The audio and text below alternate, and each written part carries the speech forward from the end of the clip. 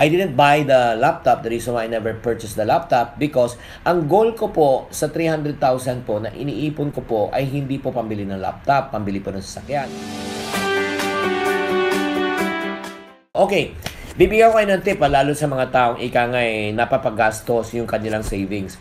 Bago po kayo mag-save, kailangan po iset nyo na po yung goal. Everybody say goal. Oo, dapat, kung ano yung layunin mo, huwag ka na magsasave for the sake of savings. Mag-save ka na meron kang layunin. Like for example, naalala ko nung ako po ay single pa ako ha.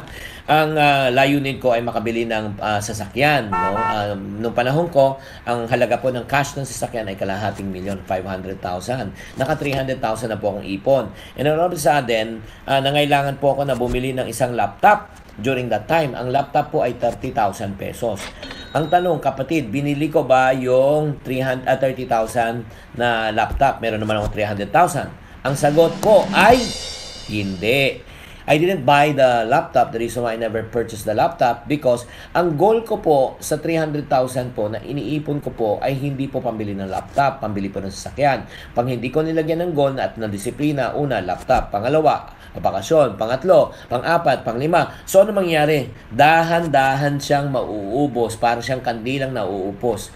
Na malalaman mo na, ay, nasaan napunta yung savings ko na wala na po siya. Bakit po? Kasi you did not set the goal. You never set the discipline. So, bago po kayo mag-ipon, mga kapatid na nakikinig at nanonood po ngayon sa programang ito, kailangan po iset nyo muna yung goal. No? Kunyari, bakasyon. Iset mo yung goal sa bakasyon. Cellphone. Dapat sa cellphone lang gagamitin. O let's say, edukasyon. Sa edukasyon lang. Pambayad ng upa. Upa lang. Huwag nyo pong i-juggle. Huwag nyo pong para kang yung parang acrobat ba?